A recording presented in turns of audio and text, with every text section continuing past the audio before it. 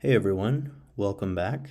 Today we're going to be deploying a React application to AWS, and we're going to package this app using Docker. So this is going to be very similar to my video for Google Cloud, but I wanted to have one for each major cloud provider. So to get started, I'm going to open up my terminal. I will clean things up. I'll activate my node version manager, which is just allowing me to use npm, and I will use npx create React app, and I will call it React Docker AWS. All right, so it looked like it finished. Let's go ahead and change into that directory. And we will run the app just to see what it looks like. We should just be getting the basic React application, and you can see that there. So I'm gonna go ahead and stop this, and we'll open up VS Code and take a look at what files were generated for us. So I'm going to clean some stuff up, and I'm going to remove a lot of these packages that we're not going to be using. So all the testing libraries and the web vitals I can go ahead and pull out. So I'm going to say in my terminal npm uninstall, and just paste those in one by one. So those will get removed, and once they do, we can go clean up what's in the source folder. So now looking back here, you can see that my dependencies have been updated. Come into source, I'll delete app CSS, index.css will come out, as well as these three files. So now all we have is index.js and app.js. I'm going to go ahead and remove some of these imports in here to make sure that our application works properly, because we just removed some of these libraries and files. And while I'm here, I'm also going to update my single quotes to double quotes, which is just personal preference. And in app, I'm actually going to go ahead and just delete this whole thing. We will say const app is an arrow function that will return a div and an h1 with hello world. So now if I close this up and I rerun npm start, we should see our updated application here in the browser, and it just says hello world. So I'll bring that down. The last change I'll make, I'll just say hello world from AWS. You can see here in the source control that it initialized an empty Git repository. I'm going to go ahead and remove that for now. So I'll say rm-rf.git. And if I come in here and refresh, you should see that there is no Git repository that's been initialized. Okay, so in the structure of our files, we need to add our Nginx configuration and a Docker file. So I'm going to create a folder called conf.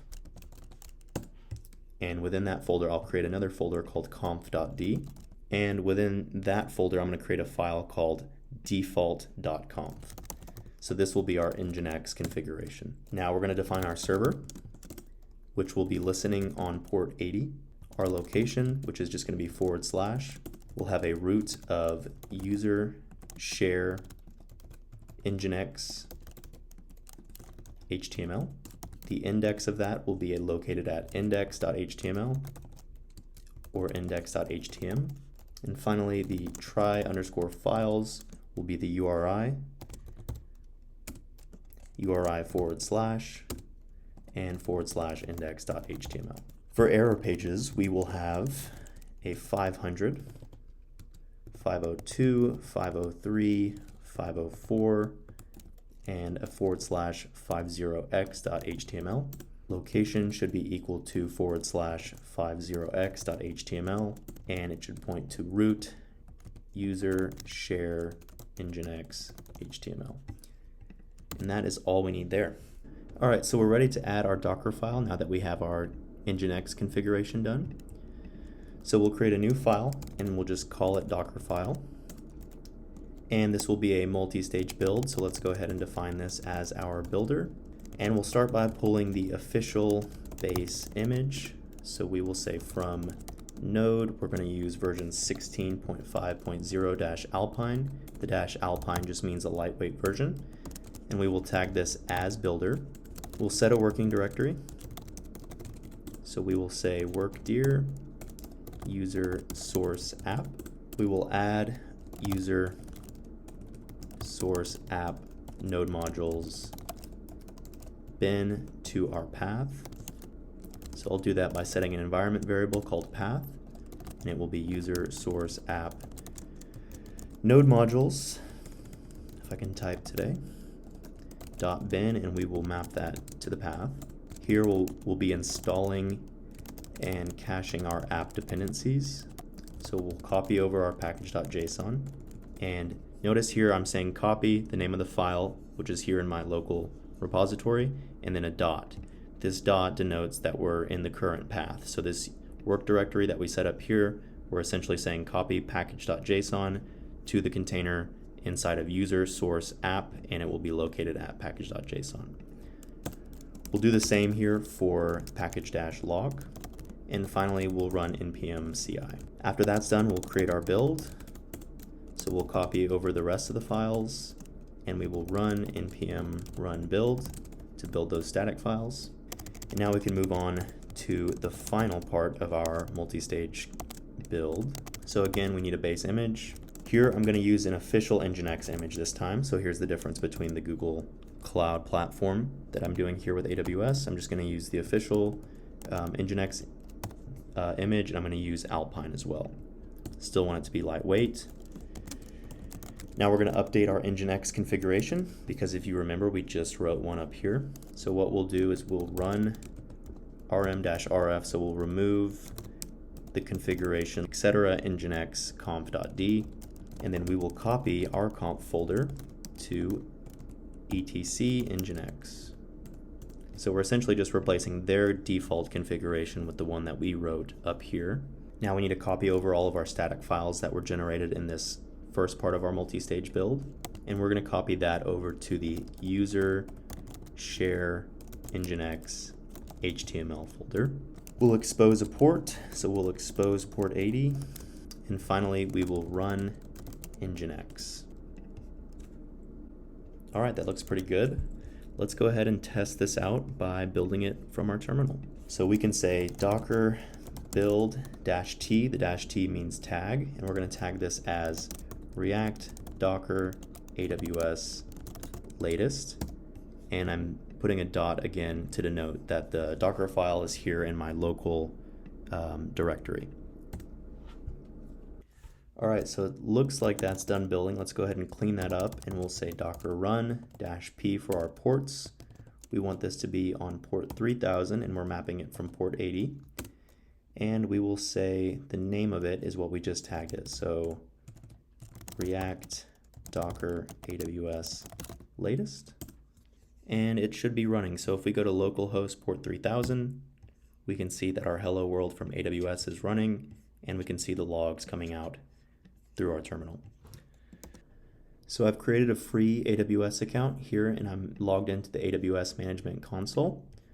So before we go any further, I need to install the AWS CLI onto my machine. So I can say AWS CLI v2. We'll be installing it, looking at their official documentation, and they give you instructions for Docker, Linux, Mac, and Windows. I'm on Mac, so I'll just come down here, download the package, which you can see installed right there. If I open it up, it will just take me through the steps to get it installed on my machine. Okay, now that it's installed, I'm going to go ahead and Command Q my terminal, and I'll reopen it to ensure that it's available. If I type in AWS, it will print out some command help options. So this is how I know that it's installed. Before configuring it, I need to get some credentials. So I'll come back into my AWS Management Console. I will search for IAM. I need to create a new IAM user. My username will be just my name. And I want to have programmatic access. So essentially I want to enable this one so that I can get an access key ID and a secret access key so that I can use the AWS CLI. For permissions, I need to add them to a group, and I don't have any groups yet, so I can create one. Don't need any tags, and I'm good to create my user. So once I do so, it gives you a CSV where you can download your access key ID and your secret access key. I won't be showing you that here just for security purposes, but I've downloaded it and I am ready to set that up. So if I go into my terminal again, I'll clean this up. And what I want to type is AWS configure. So now it's going to prompt me for these access keys that I just generated. For the region name, I'm planning on being in the Virginia region, which I believe is US East 1. So I'll type that in there. And for my default output format, I will just put JSON. So I'm all good, I'm all set up and ready to go. In order for us to deploy an application on AWS, we need somewhere that houses our Docker images that we're building locally. So for that, I'm going to be using ECR, otherwise known as Elastic Container Registry. So you can just search for ECR up here. I'll click on the Elastic Container Registry. And we want to get started by creating a new repository. It'll be private, and I will call it React Docker AWS. And the rest of those settings are fine. So it created my new repository. If I click on it here, I can view the push commands. And what I'll do is I'll just copy this first one here that allows us to authenticate our Docker client to the registry. So I've copied that. I'm going to go over into VS Code and we'll create a little script file that runs this for us automatically so that we don't have to type this out every time we want to push a new image. So I'll call this deploy.sh. We will echo out that we are performing pre-build steps, and more specifically, we are authenticating with AWS ECR. And now I can just paste in the command I just copied. So here what it's doing is telling AWS through our CLI that we want to use the ECR service. We want to get our login password. We are in region US East 1, and we're using the Docker login. Our username is AWS, and our password is from the account, and that's specific to you. So if you have a different account, you won't see this number. This is related to my account, so you guys won't be able to push.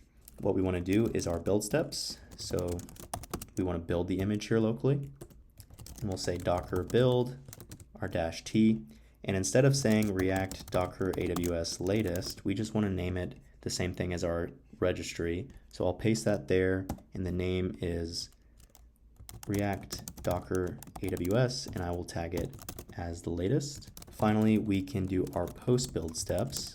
So we'll say docker push, and like I just mentioned above, it makes it really nice and easy. So we can just copy this, excluding the period, and that should push it up to it. So I'll say bash deploy, and it will run this for us. We can see that it prints out our steps that we echoed, and it should do exactly what we told it to do. After that's done, we can come back in here and we can click into this repo, and you'll see that we do have an image that we just pushed and it's tagged as the latest. We'll need to go into the EC2 service, and we'll need to create a load balancer. So a load balancer is going to direct traffic from the internet into our container applications. So we'll create a new load balancer, and we'll use application load balancer because it's going to be over HTTP. So I'll name it React ALB. It's going to be internet facing. We will use this load balancer port 80. We'll put it in our default VPC for US East 1A, 1B, and 1C. We don't need to configure any security settings right now. For security groups, we'll create a new one. So I'll call this React Docker AWS SG, and port 80 is fine. If you wanted to have SSH access into this EC2 instance, you would just add SSH over port 22, but we don't need that, so I will configure routing. For target groups, we will just say that we want to name it React Docker AWS TG. It's going to be an instance type. We're still going to use HTTP on port 80, and the default health check is fine. Currently, there aren't any targets that we can register, so we'll skip to the review, and we will create our load balancer. Okay, so now that we have our load balancer created, let's go into the security group that we just associated with it and make some changes there. So we've got this React Docker AWS SG. We can look at the inbound and outbound rules. So for inbound rules, right now we're allowing any internet access over port range 80 to access this security group. We want to edit these inbound rules, and we also want to add a custom rule. We can just say all traffic, and it's going to come from the security group that we just created. So this React Docker AWS SG, we want to allow this security group access to itself. We'll save that. For outbound rules, let's take a quick look at those, and it says all traffic, which is fine. Okay, for the next steps, we need to go into ECS, which is Amazon's Elastic Container Service. So up here, I'm going to search ECS, and we'll start by creating a task definition. So for this task definition, we'll need to be referencing the image that we pushed to AWS ECR. So I'm going to open up another tab and go there just so that I have access to it. And it's going to be this URI right here, so I'll just copy that. Okay, so back in ECS, I'm going to create a new task definition. It'll be an EC2 type. For the task role, it's going to be none. For the name, I'll just call this React Docker TD for task definition. I'll add a new container. The container name, we can just call this client. I'll paste our image in there. And notice that it didn't provide the tag, so I need to add that there. So I'll grab the latest one. Memory limits, I'll do a soft limit of 300. For host port, we'll do host port 0 mapped to container port 80 since we exposed port 80. You don't need any commands or environment variables, but if you did, you could add them there. And lastly, for logging, we'll come down here and auto-configure CloudWatch logs. So we'll add that. Our container definition is there, and we should be good to create this task definition. The task definition was created successfully, so now we need to have a cluster that will house where this service is going to run. So we'll create a new cluster. It'll be EC2 Linux plus networking. Our cluster name, we'll just call this React Cluster.